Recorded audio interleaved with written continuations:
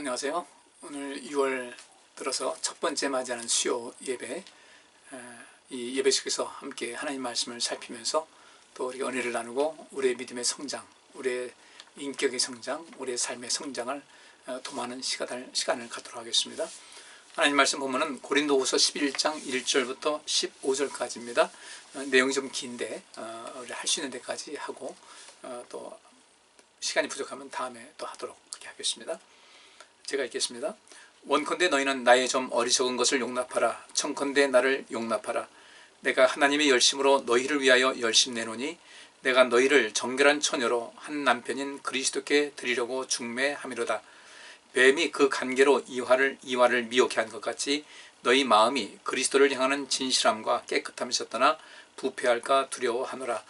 만일 누가 가서 우리의 전파하지 아니한 다른 예수를 전파하거나 혹 너희의 받지 아니한 다른 영을 받게 하거나 혹 너희의 받지 아니한 다른 복음을 받게 할 때에는 너희가 잘 용납하는구나. 내가 지극히 큰 사도들보다 부족한 것이 조금도 없는 줄 생각하노라. 내가 비록 말에는 조라나 지식에는 그렇지 아니하니 이것을 우리가 모든 사람 가운데서 모든 일로 너희에게 나타내었노라. 내가 너희를 높이려고 나를 낮추어 하나님의 복음을 값없이 너희에게 전함으로 죄를 지었느냐? 내가 너희를 섬기기 위하여 다른 여러 교회에서 요를 받은 것이 탈취한 것이라. 또 내가 너희에게 있어 용도가 부족하되 아무에게도 너를 끼치지 아니하면 마게도냐에서 온 형제들이 나의 부족한 것을 보충하였음이라. 내가 모든 일에 너희에게 피해를 끼치지 않기 위하여 스스로 조심하였거니와 또 조심하리라. 그리스도의 진리가 내 속에 있으니 아가야 지방에서 나의 이 자랑이 막히지 아니하리라. 어떠한 연고뇨? 내가 너희를 사랑하지 아니함이냐? 하나님이 아시느니라. 내가 하는 것을 또 하리니 기회를 찾는 자들의 그 기회를 끊어 저희로 하여금 그 자랑하는 일에 대하여 우리와 같이 되게 하려 함이로라. 저런 사람들은 거짓 사도요 괴율의 역군이니 자기를 그리스도의 사도로 가장하는 자들이니라. 이것이 이상한 일이 아니라 사단도 자기를 광명의 천사라고 가장하나니 그러므로 사단의 일꾼들도 자기를 의의 일꾼으로 가장하는 것이 또한 큰 일이 아니라 저희의 결국은 그 행위대로 되리라. 아멘. 이제 이 고린도 교회에 보낸 둘째 편지의 결론으로 향하는 그 단계에 와 있는데 오늘 11장이 그렇습니다. 이제 좀 더 구체적으로 사도 바울이 고린도 교회 성도들에게 하고 싶은 이야기를 하고 있습니다. 그래서 1절 말씀 보니까 원컨대 너희는 나의 좀 어리석은 것을 용납하라. 청컨대 나를 용납하라. 이 이야기는 아마 바울이 이렇게 얘기를 할 때 그렇게 조금 그 발을 거는 사람들이 있을 것 같다는 그런 생각이 들었겠죠. 그러니까 하는 말이 이겁니다. 내가 여러분들에게 어리석은 사람 같은 말을 계속하더라도 진실을 말하는 것이니 오해하지 말고 참고 들어주시오라는 그 이야기예요. 그러면서 이제 계속 2절에 나가면 이렇게 얘기합니다. 내가 하나님의 열심으로 너희를 위하여 열심 내노니 내가 너희를 정결한 처녀로 한 남편인 그리스도께 드리려고 중매함이로다. 분명히 이 고린도 교회는 지금 사도 바울의 가르침 받고 또 주의 성령의 은혜 속에서 성령의 인도하심 속에서 바르게 살아가는 사람들이 많이 있었을 거예요. 그런데 이 교회에 우리나라에도 그런 말이 있지 않습니까? 그 미꾸라지 한 마리가 온통 그 분탕질을 한다 하는 말대로 교회에도 이제 그런 경우가 있어요. 뭐 이게 사람 사는 조직이니까 어디든 없겠습니까? 근데 이 고린도 교회도 마찬가지예요. 그 온전하게 하나님을 바라보고 믿음으로 살아가는 그런 사람들이 있는데 그 가운데서 그 교회는 나와 있지만 그래서 교회는 출석하고 있지만 그 가운데서 구원받지 못한 어떤 그 무리 뭐 소규모 무리겠죠. 그래서 오늘 그 본문 말씀에 읽은 말씀에 그렇게 있잖아요. 사단도 자기를 광명의 천사로 가장한다. 또 그 이전에 이 교회 안에는 그 거짓 사도고 괴뢰의 역군이고 자기를 그리스도의 사도로 가장하는 사람이 있다라고 이야기를 하고 있어요. 그러면서 사단의 일꾼들도 자기를 의의 일꾼으로 가장하는 것이 큰 일이 아니다. 그런 일이 왕왕 있다는 거예요. 이 교회를 이 고린도 교회를 어지럽히는 그런 사람들 분명히 있어요. 근데 온전하게 바르게 행하는 사람들이 더 많았겠죠. 그런데 이 적은 무리들이 문제가 된다는 겁니다. 여러분 아시다시피 12명의 정탐꾼이 그 이스라엘들 이제 가나안 땅을 정탐하러 갔어요. 근데 그 12명의 정탐꾼, 그중에 12명 중에 10명이 이제 부정적인 보고를 하고 거짓 보고를 했으니까 더 많은 수가 그렇게 했다 할지 모르지만 놀라운 사실은요. 그 12명 중에 10명의 그 거짓 보고하는 사람들, 왜곡되게 보고하는 사람이 이 말에 이스라엘 백성들 거의 전체가 다 휘둘리고 말았다는 거예요. 그러니까 이스라엘 백성 전체에서 10명이 뭐 얼마나 되겠습니까? 근데 그들이 리더의 위치에 서 있는 거예요. 각 지파에서 장급들이 거기 간 것이거든요. 정탐꾼으로. 그들이 가니까 그 말을 믿는 거예요. 그래서 우리가 이 세상 살아갈 때 우리가 온전한 분별력을 가질 필요가 있습니다. 이 세상은요. 우리가 정말 중요한 거예요. 그 온전한 분별력은 무엇인가? 하나님 나라와 하나님의 의를 위해서 그것을 구하면서 그것을 이 세상에 실현되기 위해서 힘쓰고 또 그렇게 되도록 우리가 애쓰고 그렇게 살아가고 다른 사람에게도 그런 영향을 줄 수 있는 그런 모습이 있어야 되는데 이 세상은 그렇지 않거든요. 우리가 역사는 승자에 의해서 기록된다고 하잖아요. 그러니까 이제까지 세계 역사가 쭉 기록이 돼 있어요. 물론 거기서도 멀찌감치 그 위치에서 바라보는 사람들의 이 관점도 있겠지만 대개 역사는 승자들에 의해서 기록된 부분이 더 많이 있다고요.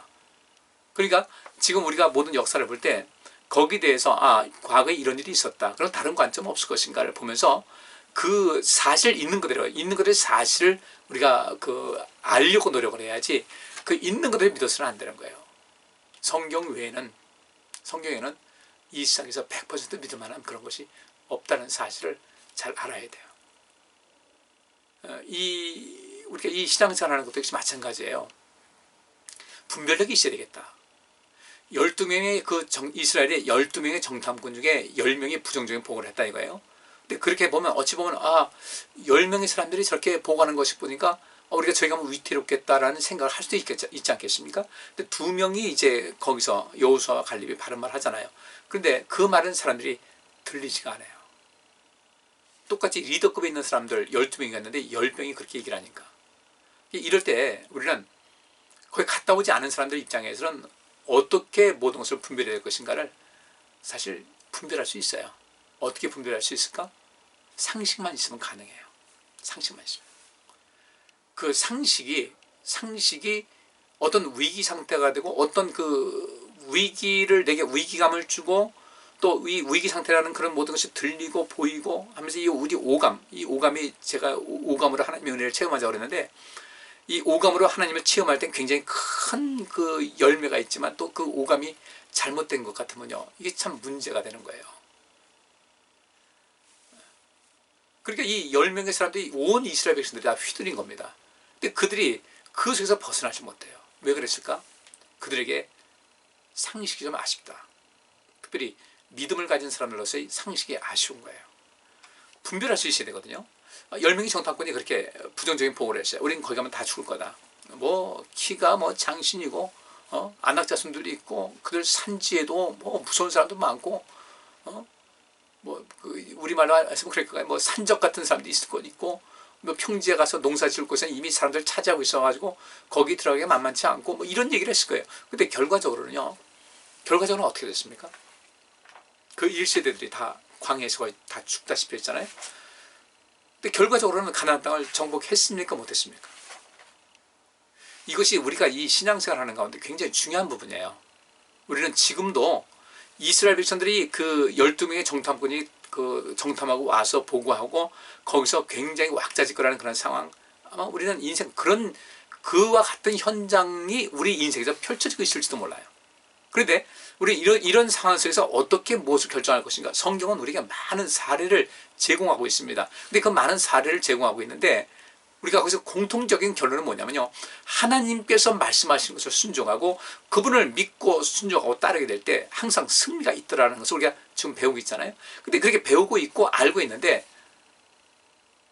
지금 이 시대도 여전히 그 성경 말씀 모든 것을 통해서 우리가 교훈을 얻을 수 있었음에도 불구하고 그 당시 10명의 정탐꾼과 또 그 말에 휘둘렸던 그런 사람들과 같이 인생을 사는 신앙인들도 굉장히 많이 있더라는 겁니다. 우리가 상식을 가지고 있으면 돼요. 어떤 상식이에요? 우린 지나왔으니까 그때 그 10명이 보고한 사람들 문제가 있었다. 그리고 그렇게 하지 않았으면 더 좋았을 텐데 알았잖아요. 우리는 그렇게 하지 말아야 되죠. 그래서 바울이 그 고린도전서에 그 말씀하고 있지 않습니까? 형제들아, 우리가 광야에서 원망하다가 죽은 사람들, 우리가 그 모든 것을 봤는데 우리는 그렇게 살지 말자, 이렇게 얘기하는 거 아니겠어요? 우리도 그렇게 살아가야 된단 말이죠. 그런 점에서 그 어떤 상식일까? 성경에서 말하고 있는 상식. 자, 이스라엘 백성들 보세요. 그들이 하나님의 능력을 맛본 지가 얼마 안 됐어요. 1년 남짓 됐어요. 애굽에 재앙 내렸던 그런 모든 것을 직접 눈으로 체험을 하고 오감을 체험한 거죠. 듣고 보고 맛보고 뭐 냄새도 맡고 만져보고 다 했어요. 근데 그게 2년이 안 돼가지고 그들은 하나님을 잊고 있었어요. 하나님의 존재를 알지 못했어요. 왜 그랬을까? 하나님은 영이시니 신령과 진정으로 예배하라는 말씀이 거기서 또 통하는 겁니다. 안 보이잖아요. 보이는 것은 모세만 보여요. 근데 그들은 모세만 보이는데 모세가 하는 것이 그 눈꼴 사나운 거예요. 계속해서 모세를 공격을 합니다. 또 뭐 조그만 불편함이 있으면 또 공격을 해요. 우리 지난 주일날 우리 하나님 말씀 봤잖아요. 지난 주일 전년 예배 제가 이 동영상으로 보내드린 것이죠. 제가 말씀을 드렸는데 우리가 하나님을 믿는 믿음으로 모든 것 살면 되는데 그 사는 그 과정 속에서 조그만 불편함은 쉽게 원망이 툭툭 튀어져 나오는 거예요. 그 왜 그럴까? 하나님께로부터 그렇게 엄청난 은혜를 부음받고 그 모든 오감을 체험했는데 왜 그럴까? 다른 것이 아니죠. 하나님이 안 보이는 거예요. 사람만 보이게 되고 그 사람만 보이다 보니까 거기서 그 뭔가 자기들 눈꼴 사납다 이렇게 되면 그 사람을 공격을 하고 그러면서 하나님께도 이 원망이 돌아가는 이런 모든 상황이 돼버리거든요. 그래서 떡으로만 사는 게 아니에요. 사람이 먹을 거 다 풍족해도요. 풍족하니까 더 망가지는 경우가 더 많아요. 훨씬 더 많아요. 왜 그럴까? 이스라엘 백성들은 왜 그렇게 했을까? 항상 하나님을 우리가 느끼고 체험하는 것. 그래서 이스라엘 백성들이 위대함은 그겁니다. 뭐 나라도 없이 그렇게 2500년 동안 그렇게 방황하며 살면서도 그들은 하나님의 말씀을 믿었어요. 그 역사 속에서 많은 부침을 경험하면서 우리가 하나님 믿지 않고서는 하나님을 의지하는 이 믿음 아니고서 우리가 도저히 살 길이 없다는 것을 그들은 느꼈겠죠. 그리고 그 방법대로 살았어요. 그래서 그들은 2500년 만에 나라를 다시 살리는 인류 역사에서 최고의 기적을 이루어낸 겁니다. 우리 성도님들이 이런 면에서 왜 그들은 2년도 안 된 상태였는데 2년도 안 됐는데 그런 기적을 맛보고 10가지 재앙을 내린 기적을 맛보고 홍해가 갈라지고 뭐 쓴물을 마실 수 있는 물로 바꿔주시고 또 그를 늘상 만나를 내려주셨잖아요. 만나를 내주고 그 만나를 내려주신 목적이 뭐라고 그랬어요? 만나를 내려주신 목적 매일 일용할 양식을 매일 주시지 않았습니까? 근데 그 일용할 양식을 매일 있음에도 불구하고 실제로 인생을 살아가다 보니까 입으로 드리는 우리 육신의 양식만 가지고 그것이 그냥 늘상 주어졌다고 해서 인생을 성공적으로 사는 것은 아니더라는 거죠. 그래서 하나님께서는 그들에게 만나를 계속해서 먹여주면서도 계속해서 하루도 빠짐없이 먹여주셨어요. 단 한 끼도 건넌 적이 없었어요. 계속 먹여주시면서도 그들이 그 광야를 다니면서 그 경험한 것은 우리가 하나님의 은혜 아니면 살 수 없다는 것을, 하나님의 보살핌 없이는 양식의 풍부에도 살 수가 없다는 것을 깨닫게 하기 위해서 하나님께서는 그들을 광야에서 때로는 고난도 주시고 어려움도 겪게 하셨다라고 신명기서는 기록을 하고 있어요. 모세가 그렇게 이야기를 한 것이죠. 그러니까 지금도 역시 마찬가지예요. 우리가 인생 살면서 이 신앙의 상식을 가지고 있어야 되겠다. 그때 그렇게 이스라엘 백성들이 그때 그 애굽에서 그런 재앙을 내리셔서 자기들 자유케 하시고 홍해를 건너게 하셨다. 이건 뭐 여러분들 그런 그 하나님의 능력을 체험할 수 있는 사람이 몇 명이나 되겠어요. 그런데도 불구하고 그들은 실패하더라 이거예요. 왜 그랬을까? 우린 그것을 좀 생각을 할 수 있어야 돼요. 왜 그랬을까? 그러면 그들은 그 정도의 그런 하나님의 능력을 맛보았음에도 불구하고 그렇게 그 신앙에 있어서 거의 패배하는 이런 삶을 살았다고 한다면 우리는 지금 어떻게 되겠어요? 홍해를 그들이 건너면서요. 다 그러지 않겠습니까? 바닷물 맛도 보고 봤을 것이고, 그죠? 그 속에서 건너면서 바다 냄새도 맡았을 것이고, 이 홍해가 갈라진 것도 눈을 봤을 것이고, 그 속에서 또 그 파도 소리는 안 들렸겠어요? 그 사이를 건너간다. 어마어마한 거지. 물벽을 양쪽에 두고서 건너간다는 이런 체험을 오감으로 체험했음에도 불구하고 그들이 2년도 안 돼가지고 그렇게 하나님 원망하고 하나님 떠나고 하나님 거역했다고 한다면은, 우리가 뭐 10년 전, 5년 전에 그 한번 은혜 받은 거 가지고 지금 산다는 것은요, 그건 불가능한 거예요. 그냥 그렇게 살아가고 있는 거예요. 그래서 이제 우리가 매일매일 하나님의 은혜 가운데 살아갈 필요가 있다. 이것을 우리가 좀 관심을 가지셔야 되고, 바울이 그 2절에 그랬잖아요. 내가 하나님의 열심으로 너희를 향하여 열심 낸다. 내가 너희를 정결한 처녀로 한 남편인 그리스도에게 중매함이로다. 그러니까 이 바울은, 나는 하나님의 열심으로 하나님의 마음을 가지고 하나님께서 여러분들에게 마음을 쓰고 그렇게 관심을 갖고 또 어떻게든 여러분들을 온전케 하고자 힘을 다하시고 그렇게 놀라운 손길을 베푸시는 것 같이, 나도 여러분에게 지금도 마음을 다, 그런 아버지 하나님께서 여러분을 향한 것 같은 마음으로 나는 여러분들을 대하고 있습니다, 이거예요. 그래서 여러분들을 정말로 그 그리스도의 신랑으로 비유하고 있고, 우리 이 그리스도인들은 신부로 비유하고 있잖아요. 여러분들을 정말 이 신랑이신 우리 예수 그리스도를 만날 때 정말 온전한 모습으로 그분을 뵐 수 있도록 여러분들 지금 가르치고 있고, 여러분들을 또 훈계하고 있고, 여러분들에게 주의 말씀을 증거하고 있다는 것을 이야기를 하고 있어요. 그래서 3절 말씀에 이렇게 하고 있습니다.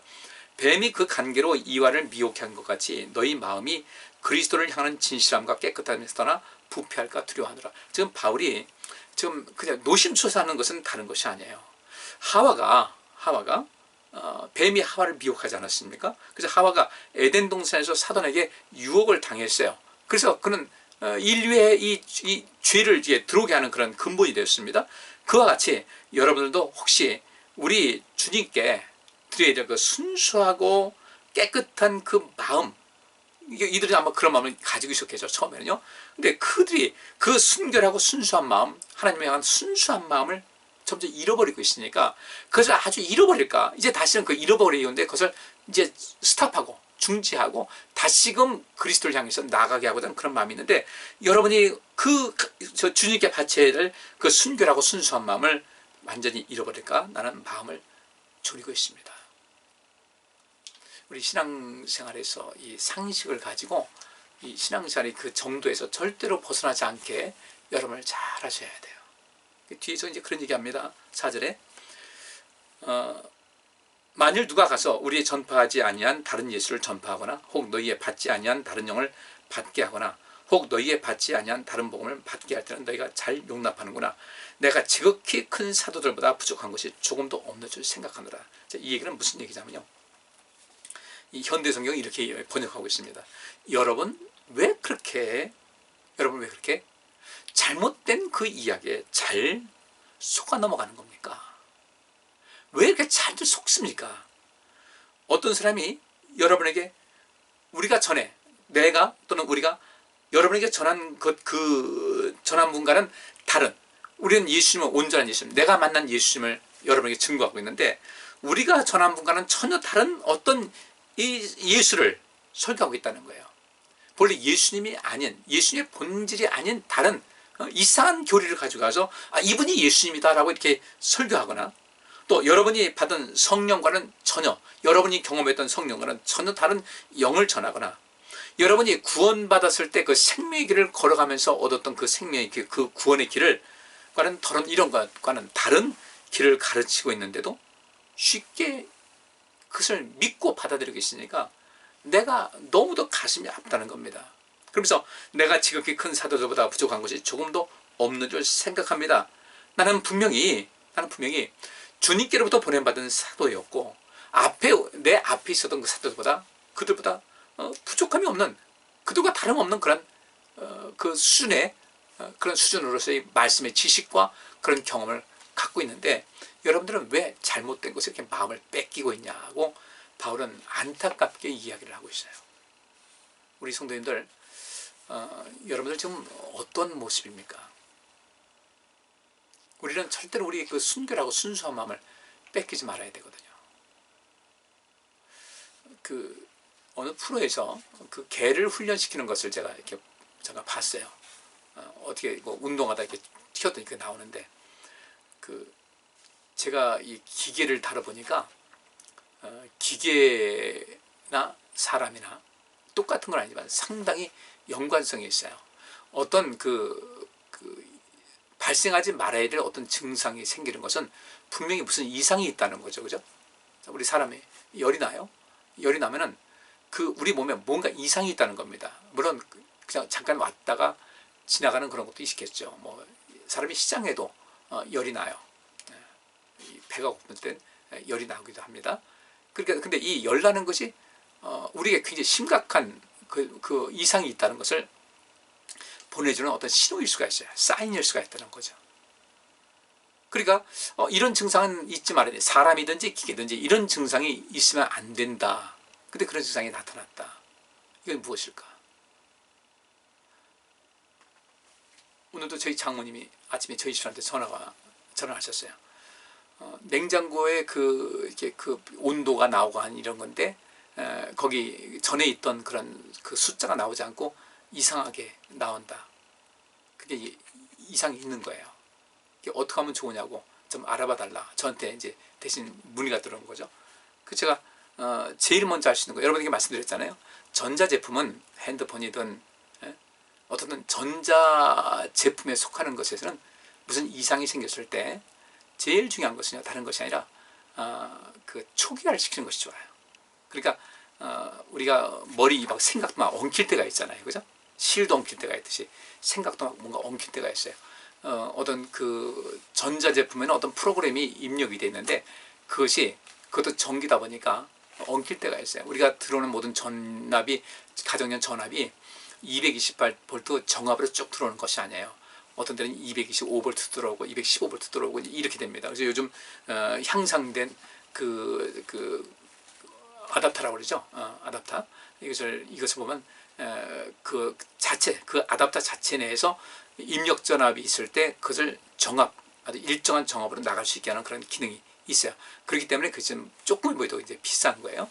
그리고 아주 정교한 제품을 어떤 생산하거나 작동할 때는 정압기가 있어서 일반 전기가 들어올 때 그것을 또 중간에 이 정압기 스태틱이라고 해요. 스태틱한 이 일정한 그 출력이 나갈 수 있도록 그런 정압기를 맞춰놓게 되면 여기서 들어오는 전압이 예를 들어서 220인데 215 나면 그것을 더 늘려주기도 하고, 또 220인데 225 들어오면 그것을 낮춰주기도 해가지고 일정한 전압이 들어가게 하는 그런 기기가 있어요. 그러니까 아주 고가의 제품에는 반드시 그런 것을 써서 일정한 전압이 들어가게 해야 되는데, 이 가정에서는 그렇지 않잖아요. 그러니까 그러다 보니까 어떤 전자제품의 어떤 운용에 있어서 약간 에러가 날 때가 있어요. 이럴 때는 제일 먼저 할 수 있는 것이 전원 코드를 빼는 겁니다. 뺐다가 바로 꽂으면 안 돼요. 바로 꽂으면은 빼면은 그 안에 전기장치 내에 있던 어떤 콘덴서라든지 이런 모든 속에서 어떤 일정한 긴 시간은 아니지만 일정한 시간 동안 그 전압과 이 전류를 머금고 있는 것이 있어요. 그것을 다 방전되도록 싹 빠져나갈 수 있도록, 그러니까 이 전원이 공급되는 것을 빼게 되면 이제 공급이 안 되니까 계속 소비되다가 어느 때는 완전히 소진될 때가 있어요. 그때까지 보통 길게 하면 10분에서 15분 정도 이렇게 이 코드를 빼놨다가 다시 끼면은 정상적으로 작동하는 경우가 상당히 많습니다. 그래서 제가 그렇게 하시라고 그랬어요. 그랬더니 좀 이따 이제 시간 지났는데 연락이 와서 잘 되고 있다. 사람 몸도 마찬가지예요. 사람 몸도 이게 이 생각의 오류, 감정의 오류가 발생할 수가 있어요. 지금 이 바울도 이 고린도 교회에 이제 그 이야기를 하는 겁니다. 예를 들어서 나이 좀 어리석은 것을 용납하라, 청컨대 나를 용접하라는 것은, 내가 여러분들께서 들을 때 어리석은 사람 같은 말을 계속하더라도 난 여러분에게 참말을 하는 것이니까 참고 들어주시기 바랍니다. 중간에 아이 나 듣기 싫어 이렇게 하지 말고 끝까지 들어달라는 거예요. 우리 인생도 마찬가지예요. 여러분들 전기장치에서 이상이 생기면 전원 코드를 빼가지고 모든 것을 초기화시키는 거예요. 그리고 초기화시키는데 안 된다 그러면 그보다 더 깊게 이 제품이 출고할 때에 나올 당시의 모습으로 또 이제 초기화시키는 그런 것도 필요합니다. 그러다 이제 안 되면 또 어디 문제가 있으면 수리를 해야 되겠지만, 많은 경우에 그렇게만 해도 문제가 해결될 수 있다는 거예요. 예를 들어서 가정용 보일러가 고장났다. 거의 한 7, 80%는 1,000원짜리 부품인데 콘덴서라고 있어요. 이것도 전기를 미세한전류를 이제 머금고 있다가 이 모터를 돌려주는 데 있어서 안정되게 하는 것이 있는데 이것 고장난 경우가 보통 70%에서 80%가 돼요. 이게 1,000원이면 되는 건데 되게 AS맨들 오게 되면 보통 모터 갈아야 됩니다. 안 돌아가고 있으니까 그렇게 얘기를 해요.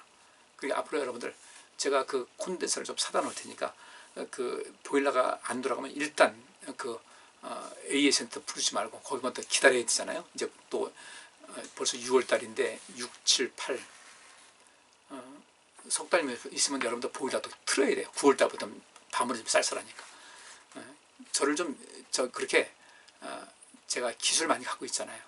저를 좀 이용하세요. 저 AS 비용 필요 없어요. 그럼 여러분 가서 아유 뭐 여기 주스 한 잔 들고 가세요. 그건 먹고 올 수 있어요. 아 근데 목사님 그렇게 했는데 그냥 가게 할 수 없어. 우리가 남입니까? 우리가 남이에요. 그러니까 마음껏 저를 좀 부리세요. 전 여러분들 여러 가지로 섬길 테니까. 근데 뭘 여기 이렇게 재간 덩어리, 예? 능력 있고 재간 덩어리 있고 아는 것 많고 제가 너무 잘하는 요새 이제 저도 이렇게 얘기하랍니다.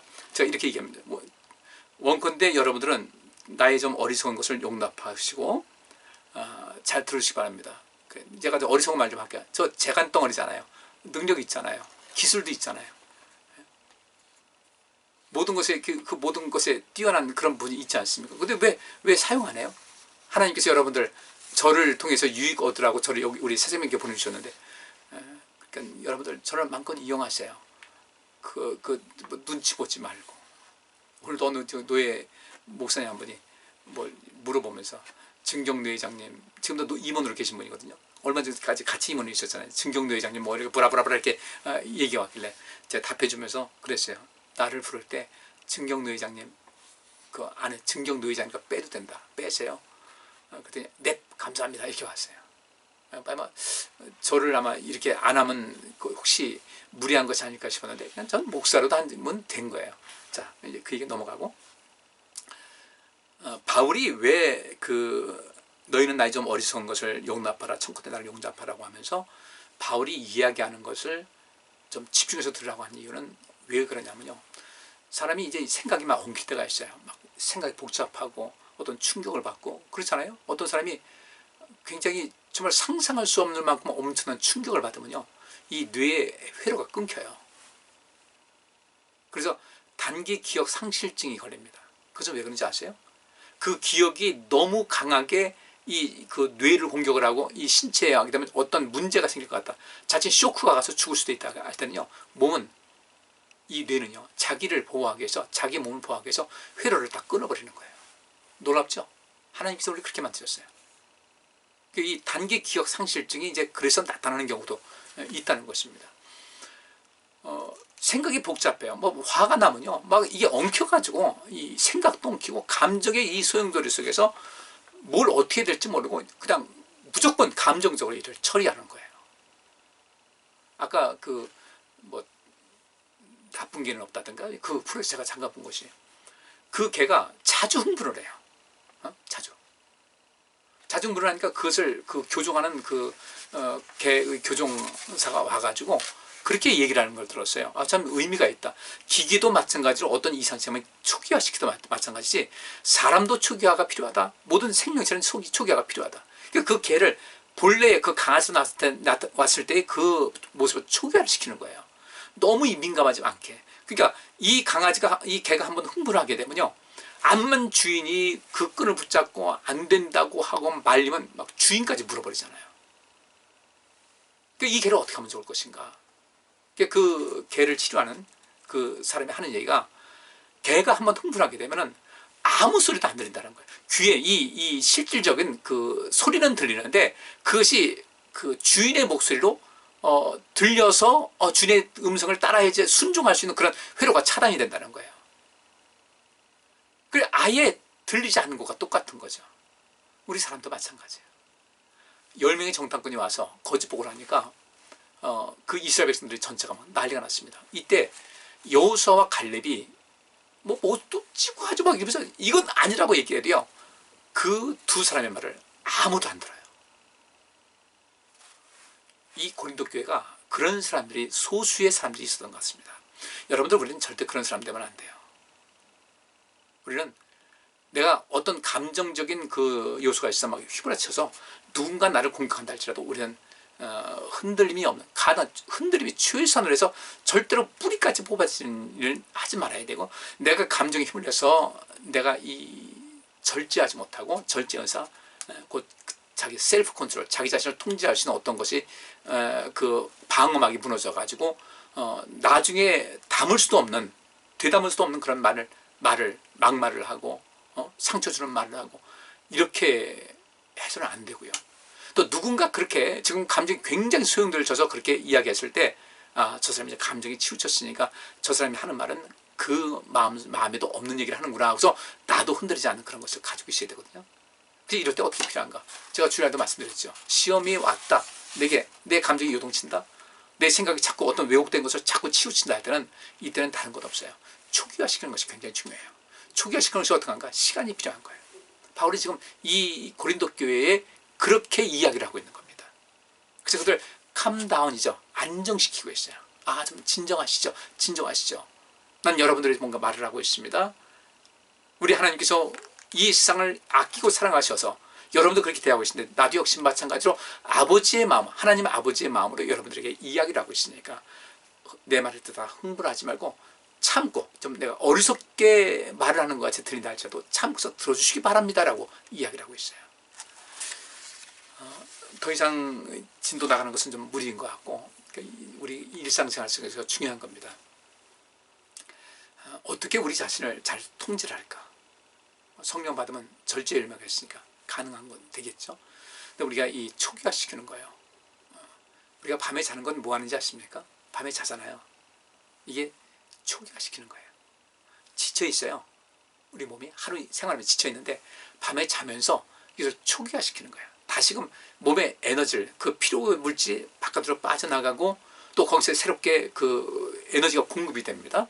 가장 안전된 상태로 심장도 최소한의 그 심장을 뛰고 숨도 적게 쉬고 꿈을 꾸면서 내가 이 현실 세계 속에서 의식되어 하고 있는 그 세계 속에서 받았던 어떤 즐거운 일은 더 기쁨이 충만하게 하고, 상처받거나 또 어떤 어려움 당했던 것은 이 꿈을 통해서 그것을 안정되게 하고 그것도 초기화시키는 거예요. 다시금 그래서 이 정신 건강을 회복시키는 것이 있어요. 육체의 몸도 회복시키는 것, 그 초기화시키는 거예요. 정신 건강도 초기화시켜요. 그래서 이 밤에 잘 때는 모든 근육에 힘이 쫙 빠지는 겁니다. 절대 힘 안 들어가요. 다 빠지면서 이 몸의 근육이 전부 다 푹 쉬게 해서 초기화시키는 거예요. 그게 우리가 보통 그러잖아요. 잠자다가 잠꼬 대는데 막 손발을 움직이면 이건 이 정신 건강이 좋지 않다. 이런 것이 너무 자주 발생하게 되면은 분명히 잘 때는 이 머리도 쉬고 있고 몸에 이 근육도 다 이완되어 있을 텐데 잠꼬 대면서 몸을 움직이고 있다는 것은 지금 이 뇌가 쉬니까 근육도 이완되는 건데 이 뇌가 쉬지 못하고 있는 것이다. 그래서 치매 걸릴 가능성이 좀 더 높다라 이렇게 얘기를 해요. 우리 초기화시킵시다. 어떤 그 마음 상하고 있을 때 가라앉혀야 돼요. 어떤 슬픈 일 당했을 때 실컷 애도하게 하는 거 있잖아요. 많이 눈물 흘리게 하는 거. 그래서 이 눈물은 우리 하나님께서 우리의 심리를 초기화시키는데 굉장히 중요한 도구를 쓰이신 거예요. 눈이 매워서 흐르는 눈물하고 슬프거나 기쁠 때 흐르는 눈물하고는 질적으로 다른 거예요. 하나님께서 우리에게 놀라운 은혜를 주시거든요. 우리 마음을 초기화시키시고 또 신앙도 역시 마찬가지로 내가 여러 가지 신앙생활하는데 요새 이 코로나 상황 때문에 복잡한 이런 상황 속에서 어떤 우리가 초기화시킬 수 있는 그런 그 계기를 삼으셔야 돼요. 이때 신앙생활 가라앉으면 안 되고요. 우리의 삶 전체를 초기화시켜서 다시금 본래의 기능을 회복할 수 있는 그런 삶을 살아가자. 하나님 말씀을 들으면 우리 심령이 초기화돼서 안정이 됩니다. 다시금 내가 잃었던 믿음을 찾아야지 라든지 이제 다시 열심을 내야지. 그때 내가 그렇게 열심히 했었는데 지금 왜 이러지? 회복할 수 있는 거. 기도도 역시 마찬가지가 되고요. 찬송도 마찬가지고. 그런 모든 것을 우리 삶을 새롭게 하는 힘이 됩니다. 꼭 오늘 여기 있는 말씀을, 오늘 본 말씀 짧은 내용 읽었는데 이 말씀을 좀 새롭게 새기셔서 여러분의 삶의 모든 신앙생활이든지 일상생활이든지 내 안에 자존감이라든지 자신감이라든지 활력이라든지 이 에너지 모든 것을 다 초기화시키고 새 힘을 얻어서 우리 인생의 앞날을 힘있게 살아나가는, 항상 이기는 삶을 사는 여러분 되시길 간절히 바랍니다. 기도합니다. 하나님 감사합니다. 주의 말씀 들었습니다. 말씀을 실천하고 그 말씀 속에서 우리 삶이 더욱더 권세 있고 능력 있는 삶으로 이어지게 하여 주옵소서. 하나님 원합니다. 우리에게 성령의 열매를 허락하셔서 모든 것을 절제하여 정말 우리 삶 속에 아름다운 열매로 가득한 삶의 영광으로 가득한 삶을 살 수 있도록 도와주옵소서. 예수 그리스도 이름으로 기도합나이다. 아멘. 편안한 밤 되시고 또 여러분 이 밤도 여러분 삶의 모든 에너지를 이제 불필요한 것은 다 내버리고 새 힘을 얻는 이 밤이 될 수 있기를 바랍니다. 감사합니다.